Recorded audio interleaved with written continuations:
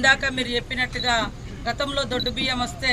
వాటిని మళ్ళీ మనం వేరే వాళ్ళకి అమ్ముకుంటే అదే బియ్యం మళ్ళీ మనకు మిల్లోళ్ళు పట్టుకొచ్చి మళ్ళీ అవే ఇచ్చేది. కానీ అవే అటు పోయేది ఇటు వచ్చేది, అటు పోయేది ఇటు వచ్చేది, కానీ తినుడు అనేది లేకుంటుండే. కాబట్టి దీన్ని దృష్టిలో పెట్టుకొని మన సీఎం రేవంత్ రెడ్డి గారు, ముఖ్యమంత్రి గారు, అరే పేదోళ్లకు ఉన్నోళ్లకు తిండిలో కూడా ఎందుకు తేడా ఉండాలి, మనం ఇచ్చేది అందరూ కూడా పెద్దోళ్ళు ఉన్న శ్రీమంతులు ఎట్లాంటిది అన్నం తింటారో పేదోళ్ళు కూడా ఖచ్చితంగా అదే తినాలనే ఉద్దేశంతో ఇవాళ సన్న వడ్లు పండించి ఆ వడ్లను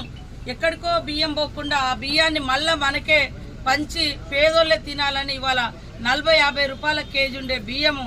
మరి ఇవాళ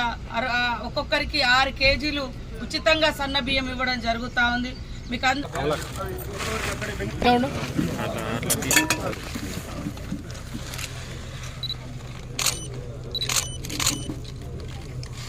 ఎంత మంచిగా